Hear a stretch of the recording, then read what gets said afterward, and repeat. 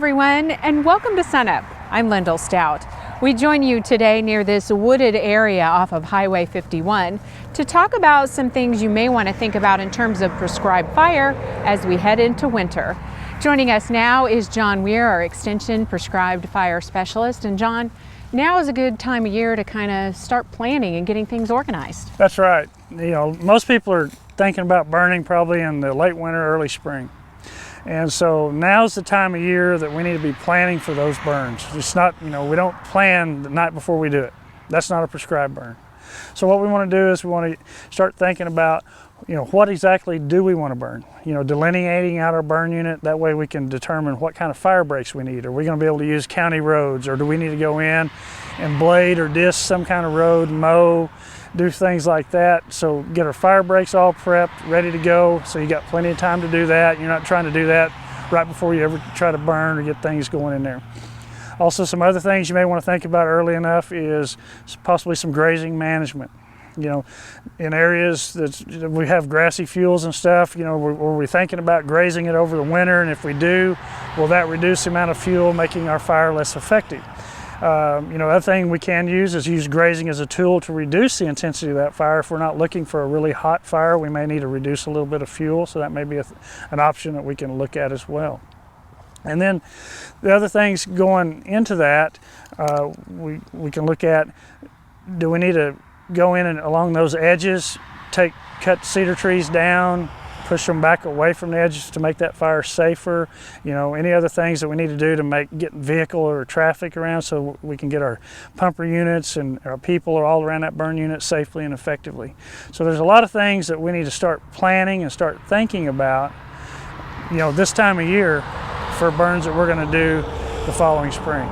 Now, for those who are interested in doing some burns this fall and winter, what kind of things should you think about in those terms? Okay. So again, goals and objectives are the biggest things. So what are your goals and objectives?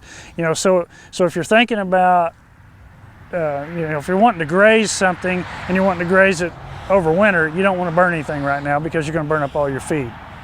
But if you've got areas where, like these timbered areas and stuff, this time of year from now for the next couple of months is a really good time to be burning areas that have a lot of timber because of the leaf fall. From work that we've done, we found that the earlier you can burn right after leaf fall, the more intense, better fires that you can get, because that leaves are really, they're not compacted yet, they're real fluffy, so that you got a really good fuel bed that's got really good leaves that haven't started decomposing, haven't been pushed down by rain or snow, and so those fires are a lot better and have a lot better intensity, get a lot better, more accomplished, better chance of meeting your goals and objectives through those areas. Anything that shouldn't be burned this time of year, and what kind of effects does weather have as well? Okay, one of the things a lot of people always in the wintertime, people think a lot about burning brush piles, and the winter months are not the time to be burning brush piles.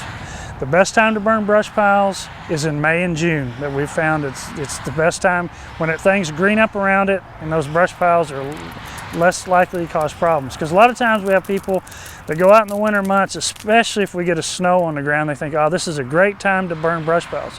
And that would be if our snows lasted any length of time at all. But most of the time our snows here in Oklahoma don't last but a few days. And so a lot of times people go out and burn a brush pile with snow on the ground, thinking everything's good. That snow melts within a day. That vegetation dries out really quick underneath that snow, because a lot of times the snows aren't very wet.